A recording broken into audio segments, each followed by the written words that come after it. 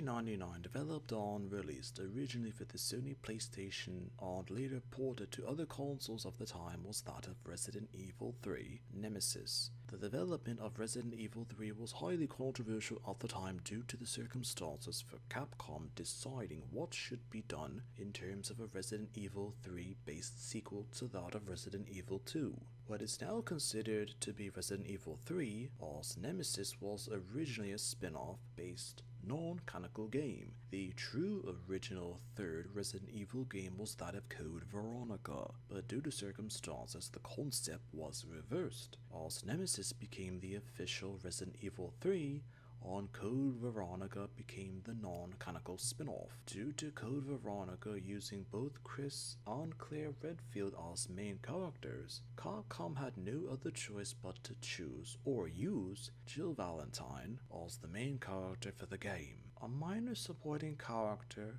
for Jill in Resident Evil 3 Nemesis was that of Carlos Oliveira. The details of Carlos were intentionally left vague due to the fact that Capcom desired for Carlos to be a simple supporting character to Jill within Resident Evil 3's plot, and essentially nothing more than that. The exact backstory for Carlos had it that he spent his youth, most of which was unknown, fighting for a communist-based ideological organization in South America. It was never really mentioned or depicted what the group was fighting for, nor his real position within it. His faction were eliminated by the Latin government that he came from, and was almost sentenced for execution based war crimes, until his services were bought out by the Umbrella Corporation. One of Carlos's most famous comments of dialogue from the original Resident Evil 3 were that Jill mentioned to Carlos that she needed to ask him something, but he replies with a quick and witty sense of humor. That showed what kind of character that he was at the time, and while the information for the character was vague,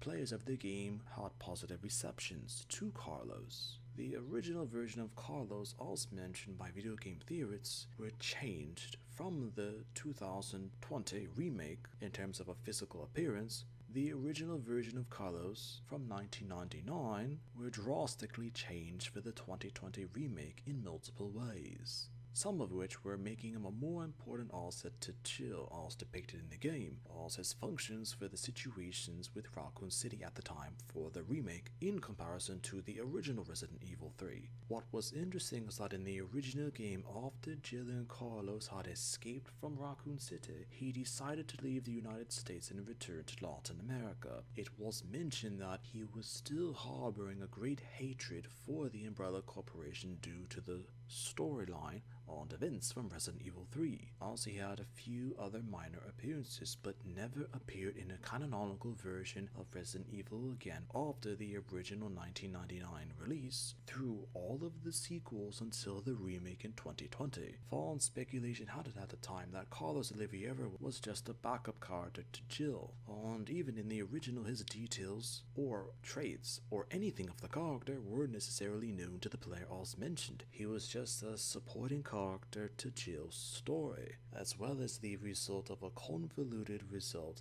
of the situation that Capcom had created for itself in terms of game development during the transition from Resident Evil 2 to Resident Evil 3. Even the Umbrella Biohazard countermeasure service wasn't mentioned nor depicted technically in any of the future Resident Evil games from 1999 to 2020 as well. Even if the Resident Evil remakes are taken into consideration, it's doubtful that the remakes would necessarily further develop Carlos's character any more than what the original game had considered for the premise or lore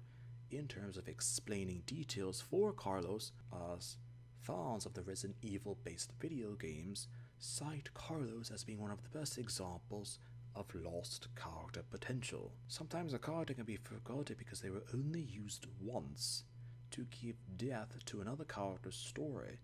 and was quietly and quickly forgotten.